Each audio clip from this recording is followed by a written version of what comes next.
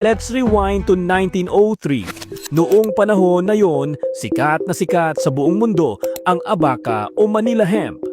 Ginagawa kasi itong matitibay na lubid para sa mga dambuhalang barko ng Amerika at Europe. At saan pinakamataba ang lupa para magtanim nito?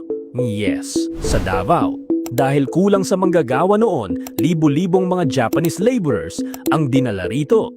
Noong 1907, dumating ang isang negosyanteng Hapones na nagngangalang Ota Kiyosaburo. Itinatag niya ang Ota Development Company sa Mintal, Davao. Si Kiyosaburo ay hindi lang basta boss, tinuring siyang Father of Davao Development. Bakit? Kasi hindi lang siya nagpatayo ng plantasyon, nagpatayo siya ng isang buong sibilisasyon. Dito na pumasok ang bansag na Little Tokyo, especially sa Barangay Mintal, Turil at Kalinan. Imagine it nyo noong 1920s to 1930s, paglakad mo sa kalsada ng Mintal, hindi Tagalog o Bisaya ang maririnig mo. Ang mga signage, naka-Japanese characters. May sarili silang modernong ospital, malalaking paaralan para sa mga batang Hapones, at maging sariling hydroelectric power plant para may kuryente ang buong komunidad. May mga Shinto shrine din silang itinayo kung saan sila nagdarasal. Sa rurok ng panahong yon, umabot sa halos 30,000 ang Hapones sa Davao. Mas marami pa sila sa mga lokal sa ilang lugar doon. Sabi nga ng mga matatanda noon, ang Mintal daw ang pinakamodernong pook sa Davao dahil sa teknolohiya ng Japan. Pero paano nga ba biglang naglaho ang Little Tokyo na ito?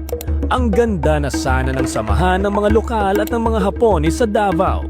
Nagkakaasawahan na nga ang iba na naging simula ng mga Nikkei-jin o Japanese Filipinos. Pero noong Disyembre, 1941, sumiklab ang World War II. Biglang nagbago ang tingin ng mga tao sa mga Hapones. Ang mga dating kapitbahay at kaibigan naging sundalo ng kalaban. Ang Little Tokyo na dating simbolo ng pag-asenso, naging battleground. Sa tindi ng gyera, halos lahat ng magagandang gusali at infrastrukturang itinayo ng mga Hapones sa Mintal, nawasak at naging abo. Nang matapos ang digmaan at natalo ang Japan, ang mga natitirang Hapones ay pinabalik sa kanilang bansa at ang iba naman ay nagtago sa bundok dahil sa takot. Ngayon, kung pupunta ka sa Minta, Davao City, mapapansin mo ang mga marker, ang Japanese cemetery at ang isang commemorative monument para kay Ota Kiyosaburo. At yan ang Little Tokyo na nag-iwan ng malalim na marka sa kasaysayan ng Davao.